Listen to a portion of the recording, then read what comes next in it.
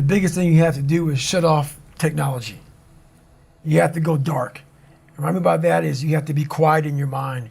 Get away from people. We love being around people. We love talking. We love parties. We love all that. It's okay to be alone. It's also okay to be unhappy. It's okay to be unhappy sometimes, man. It's okay to say, you know what, man, I'm up. So you gotta go to the truth first. Who are you? Get really accountable and say, okay, who am I? What's the truth about me? Get to that dark place in your mind. Figure out, it may take months, it may take years. Figure out your purpose. Figure out what you want to be in life. And then from there, okay, I have my purpose. It may take a long time. No one knows their purpose because it's too loud. Find your purpose. From there, all right, you gotta start planning. People love the planning phase because it's very comfortable. Then from the planning phase, you gotta go to execution. So the execution phase will we all hate because that's where the real work begins, and that's when the failure happens, and the failure. So, but you know, that's kind of how you have to do it. I believe in quiet. There's no growth outside of quiet. The world's too noisy. Your mind needs quiet for you to find who you are. People ask, what's my purpose? Why am I here? You're not gonna find it nowadays unless you lock yourself in a quiet room in your mind and find it. It's too noisy. For me, I could be in a busy street in New York City, horns honking, and I'm walking around with like nothing. It's me and myself in a quiet spot. And when you are constantly reflecting on who you are, where you've been, the journey you've gone through, the journey you can continue going through, the feeling's always there. You don't allow the world to pull you so fast that you forget. You don't allow yourself to pull you so fast that you forget. It's not about staying in that moment. It's about you want to get to the point where that feeling follows you like breathing. It becomes a part of your life, part of your DNA. But it's made. Like these calluses on my hands right now, they're made. Yeah. They are now on my brain. This is now a part of me. It's a daily process, a part of me.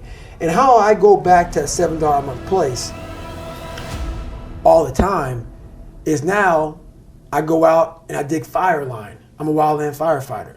I don't need to do it. I'm a 43-year-old man. I work with 27-year-old kids. Yeah. I'm a rookie. Every day I'm a rookie, it feels like. And why do you do it? that's why I do it, man. There's a story I'm gonna tell you about why I do it. So I have a good living now, for me, where I'm at in my life. I was out on a fire in Colorado, and we were digging Fireline on this, like 50%, like it was like on the side of a daggone mountain. Yeah. And we're trying to keep the fire from moving, and we're digging this Fireline 14 inches, or my fault, 18 inches wide, 3 miles long. 12 of us digging. And it is the hardest work. You make $12 an hour. Wow. Okay? Nothing. You set up your shop. Like when you're done digging, you just pretty much lay down, you go to sleep, and you get up and you dig some more. So not only are you digging, you're cutting down trees. It's hard work. But the moral of the story is I'm 43. Don't need to do it at all. This is why I do it. You're making money. Yeah. I'm making money. I have a good life. I don't need to do it. And everybody asks me why I do it. This is why. This 21-year-old kid was out there, and he wanted a pair of running shoes. So all he wanted was a pair of running shoes. 60, 70, 100 bucks, whatever. You know, easy for us. Yeah. Running shoes. But he looked up at the mountain that we had been on for days digging this Fireline. And he said, that'd take me 5 or 6 hours of work to buy those shoes. He said, I'm not gonna buy them.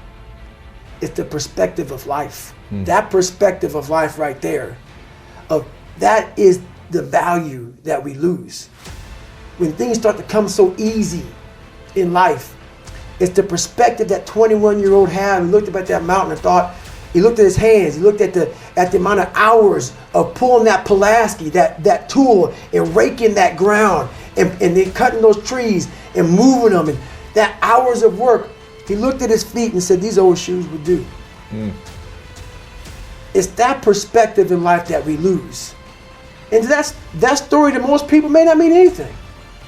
It's that story I always want to have in my life. You cannot lose perspective of where you've come in life. I call it the 1 second rule. I'll give you a good example. Most of the guys who quit Navy SEAL training, they quit in Hell Week. And they'll quit within the first day of Hell Week. The first day. And all Hell Week is basically a typical day of Navy SEAL training. These guys do fine going through Navy SEAL training, but when it comes to Hell Week, they spaz out. They spaz out because they're not going to get any sleep and they're not going home to a nice warm bed at nighttime. So they're going to have you for 1 week where they're going to kick the crap out of you. So that 1 second decision is this. We get in a situation that our mind is not able to break down into small pieces. When you're going through normal Navy SEAL day, your mind says, oh, not a big deal. I'm going to go home, get in a nice warm bed, maybe see my girlfriend, go to a movie. The day is going to end. Your mind can comprehend that.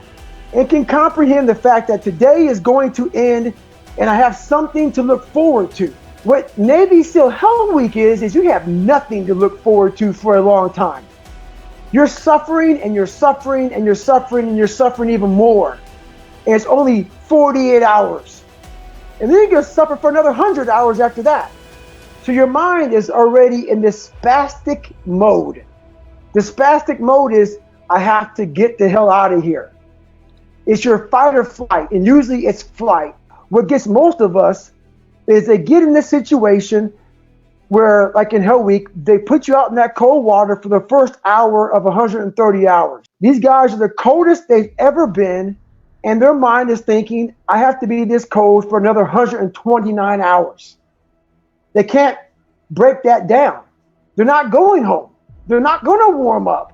It's not going to end for a long time. So the first step of trying to find more of that 40% to try to get to that 100% is you have to be in control of that very thought process. That thought process is, how can I stay here just a little bit longer? Because you're never going to get to 100% if you're constantly ringing that mental bell of get the hell out of here. You have to be able to stay in the fight longer. So how you do that is control that 1 second. And how we do that is we have to control our minds. Get control back. When our mind's starting to spaz out, find a way to not think about 130 hours or whatever your task may be. Like I've run 205 miles at one time in 39 hours. Can you imagine if I were to think about 205 miles at mile 1? Your brain would say, this is stupid. What are you doing? This is crazy. Even at mile 50, if I thought about it. So you have to be able to live in that moment. You cannot allow your mind to get away from you. You can't allow it to start thinking about the pain, the suffering. Worry about that. It is coming. Whether it be mental or physical pain. This isn't just about working. I'm not saying run 205 miles. I'm not saying go through Hell Week. I'm not saying be a SEAL. I am saying be your best. If your best is or a computer person, whatever it is, be your best means you have to be in that moment. Don't allow your mind to start going away from that moment. Because when it does, your mind is the most powerful thing that we have. It will win. It will get away from you. It will trick you into thinking you're not good enough. You shouldn't be here. This is too long of a journey. But if you can stay in the moment, control your thought process, control what you're saying to yourself, you can slowly inch forward. And that's just the first tool of many in the 40% rule. Hate bothers everybody. People want to say it doesn't bother them, but it does.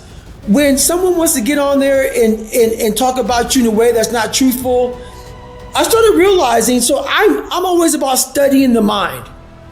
But most of my studying, it comes on studying my own mind, but studying other people's minds.